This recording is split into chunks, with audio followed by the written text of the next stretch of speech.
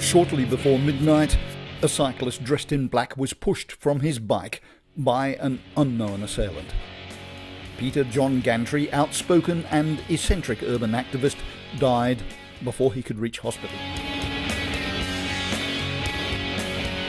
The man I came to know and even respect had been hunted. He often invaded the streets of the rich and powerful, blasting them with sounds that are now but a memory.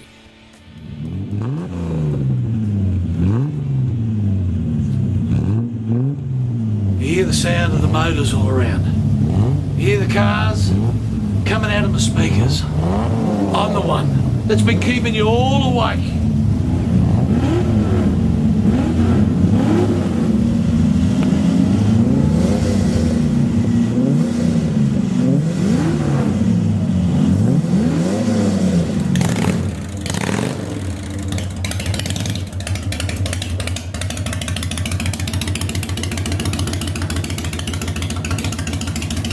All I ever wanted was to head out on the highway, looking for adventure and whatever came my way, but I couldn't do that.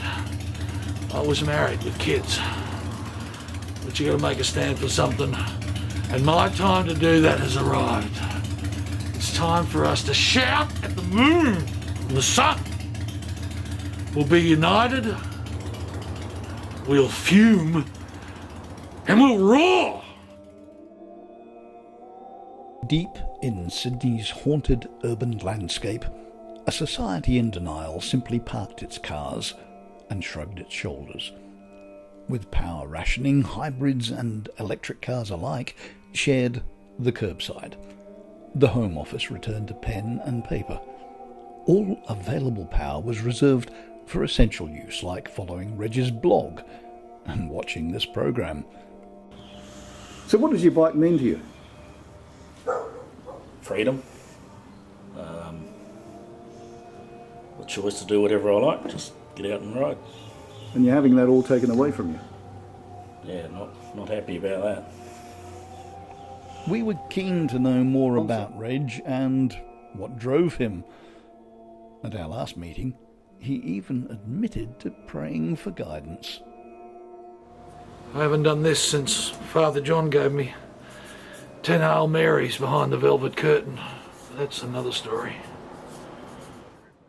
These men are gathered to honour his name and to buy the last drop of black market fuel. They're answering the call of Reg in their own way.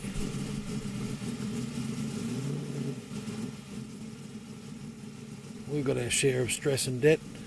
Never could afford the beast, and that was long before we couldn't feed it. But who'd buy a thing that drank fuel like that? I was like an Arab in the Sahara with a pet elephant. What's going to happen with that fucking useless car you've got? That fucking useless car, mate, happens to be why we got together in the first place. Do you not remember at all, Joylene? What? One little ride in the back of a fucking car? Don't you remember the bloody the salad days, love? Salad. Salad. Remember that? I've never fucking liked salad. All right. Well, that's your business. Why can't you just buy me steak occasionally? Don't laugh at me when I'm speaking to you. All right, I'm not laughing at you, Jordan. It's not really that fucking funny. All right, okay, right, well, I'll get rid of the car, okay? The car's got to go. All right, it's going. When's the last time you even drove it? I think I drove it to your mother's funeral. Well, I'll be driving it to your funeral. The few times my crew and I visited their hideout, tension between Reg and Joylene was palpable. Reg would risk everything to rev the beast. It was as if he wanted to be found. The day I get rid of the beast, I'm going to get rid of myself. You make up your mind. You and the beast, go. I was never one of those radical types. Not till the tankers stopped. We were saving for holidays. We reckoned the year after next we'd get on the electric and go up to Brizzy. Used to drive the family car to work and home again. Got little Natalie across to softball on Saturdays until she found Craig. Right, it's just nasty the shit they're saying about Dad. I mean, it's not like he's some kind of like obeying terrorist or nothing. You know, I mean, what would I know? Nothing. You know, he knows as much as I do. You know, like, I'm sorry, I can't even like answer any more of your questions or nothing. Like, none of that, all right? You didn't even ask anything worth asking, did ya? Huh? Yeah, no, that's right. Because, like, why don't you, instead of asking us questions, because, you know, we don't know nothing, all right, mate? We don't know nothing. You get that? Instead of asking us these questions, right, why don't you ask yourselves that? They're closing in. If they catch up with me now, they'll shut us down in a serious way. They're looking everywhere for me now. I get under their skin. It's all gone. Everything that was ever worth living for. The V8s at Bathurst, Wednesday night at Eastern Creek, track days at Wakefield Park, the glorious bloody summer nats. Canberra never smelt so good, mate. Vroom, vroom. Blue smoke and bloody glory, mate. One more time, I'm going to kill him. And yet sometimes he takes me out in that car and the roar gets me going.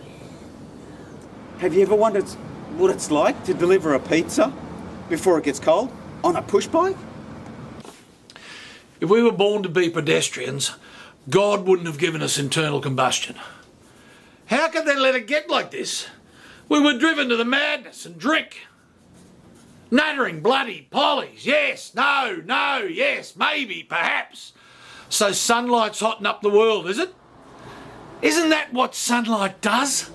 First we have to stop sunbaking, now we're out of gas. Wasn't going to happen in my lifetime.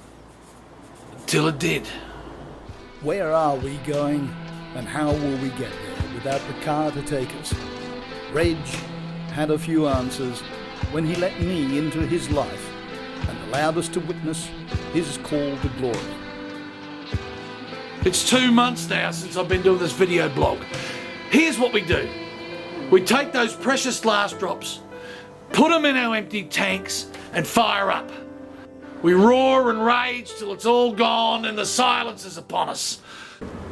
So how much fuel have you got in there? Oh, about $1,000 worth. Only half a barrel. Half of that and it's $1,000. Yep. And you've just bought yours? I've just bought mine, yep. How far will that get you? Not far at all. It'll get you through Saturday night though, won't it? Definitely through Saturday night, definitely, yep. $500. 500, yeah, $500. And get me far, but enough for the Saturday. It'll get you through Saturday? Yeah. Yeah. And you, sir? Oh, that just killed me. I cleaned up my pocket. $600 for the last of the petrol he had in there. Or it's got more in there, but it's quite expensive. Saturday night. Here we go. Cheers. Well, I got 2 legs. I guess I'm gonna have to start walking, I guess. I love my car. It's gonna be devastating. I mean, we're going backwards instead of going forward. We're gonna be running donkeys later on. This is the last time you're going to hear that motor roaring. How do you feel about that? Very, very disappointing. What are you going to do? Don't know. Can't drive a race car without any fuel. How are you going to get around? I'd still rather push it than walk. I love my car more than anything in the world, really. Probably public transport, but it's not the same without a car. It's always fun driving a car, and it's always at your own pace. Polish it, look at it, take photos, everything I can, sit in it. I just have to sit around and polish my bike instead of riding it. With only a few cars now on the road and the end days away, Reg's blog resonates across the nation. It'll be a night to remember. The last gasp of the almighty internal combustion. The beast is dead. Long live the beast. Motorheads united for one last gasp.